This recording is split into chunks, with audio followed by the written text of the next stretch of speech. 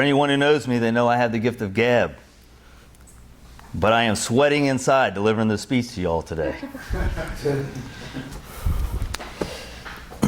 It's easy dealing with familiarity, but the unknown brings on anxiety. This class has challenged me to conquer the unknown.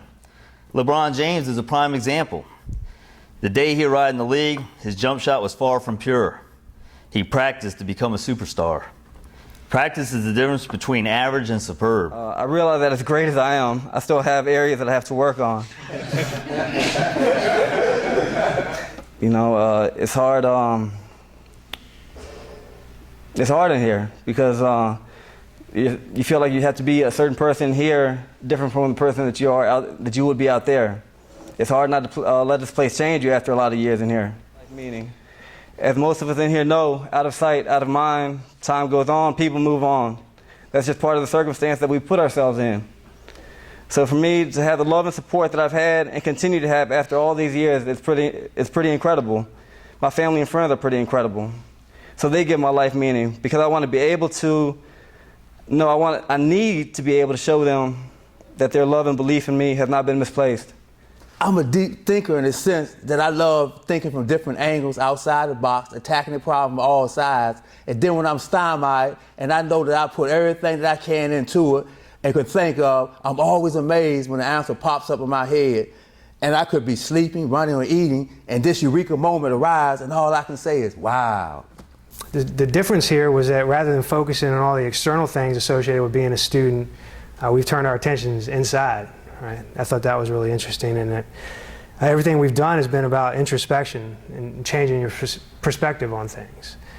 We learned from Maya Angelou that all of our experience shape who we're going to become, good, bad, or ugly.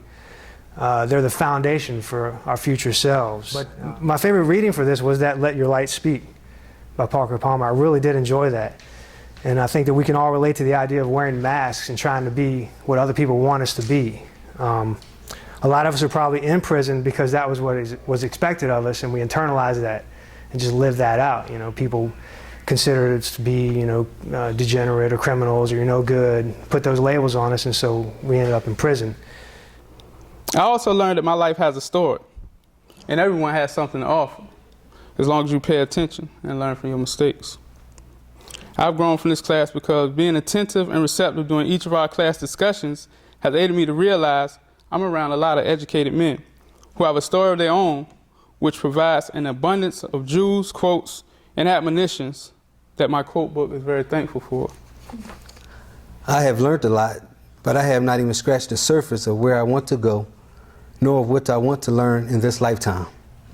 I am going to stay in college once I leave here and get my degree or degrees that I want to receive in culinary arts. My dream was always to become a chef and own my own restaurant or catering business, and I am on that path to do just that. I want a college degree. I know it will help me have a step ahead of the competition, which doesn't have a degree when applying for a job. If I'm able to get a better paying job because of my degree, it'll help me better provide for my son. He will be able to have things that I wasn't able to have. He will look up to me more and possibly think to himself, since my dad has a college degree, I think I'm gonna get one too. As I travel down life's road, I keep finding a recurring theme. That theme is that our experiences make us who we are. Of course, we're responsible for making our own choices, but it's our choices that ultimately make us. Point. It's a statement or a verse out of the Tao Te Ching. It states that people usually fail when they're on the verge of success. So give as much care to the ending as to the beginning. This statement is teaching me that, we might start things, and I've been a good starter, but I haven't been a good finisher. Start things and get almost all the way through them. Stop watching or lose focus and drop the ball right at the very end. So for me, it's been important to use that right now, and I'm thankful to be able to complete this class. My favorite book is To Kill a Mockingbird. Atticus Finch always tells his kids, don't judge anyone until you've walked around in their skin. And I like that much better than walking around in somebody's shoes, because it's just so much, you really get more of a idea of who the person is when you walk around in their skin, so to speak. I've made snap judgments of people. I'm guilty of this as the next man, only to later understand why they are the way they are as I learn more about them. And just being in this class, I've learned a lot about some of you that has made me change the way I may have previously thought. There's a huge difference between living as oneself and looking at oneself. Analyzing what is important to you, what has shaped who you are, and as well as what you have already changed is eye-opening. Day-to-day living doesn't normally bring these subjects to light. They take a great deal of self-reflection. Then again, getting locked up has been a blessing in disguise, since I might never have been able to pursue a college education otherwise. Writing a letter to my past self was unexpected, and I wasn't sure what I was going to get out of doing it. The whole process was truly enlightening. The things that I carry close to my heart don't hurt as much now to share, though I don't normally share too much about my life because it has been very hard to live. At one time, opening up old wounds and reliving them would have never happened. I had never read Martin Luther King's letter from Birmingham jail before this class. Of course, I knew how important he was to the struggle, but reading his report from the front line painted him in a whole new light.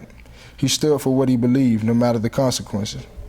People need to follow his example more closely now, and maybe we could get some things done.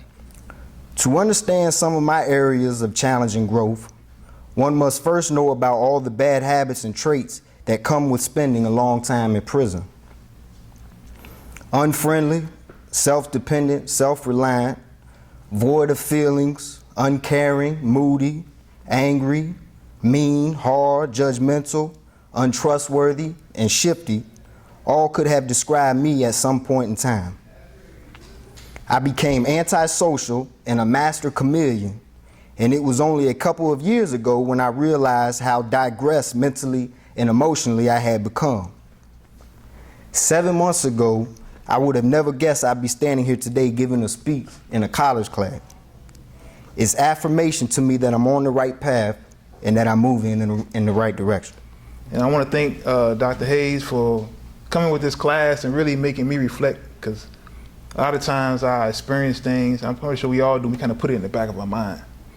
And it takes something to happen or a question to come or somebody to trigger a thought, and you go back and you pull it and you look at it and say, man, I did that, or that happened to me, I went through this.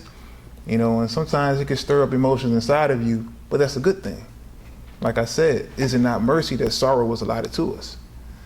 You know, that's the mercy of the Most High to remind you of those important things. If it stirs the emotion in you, more than likely it's something very important you need to learn from it.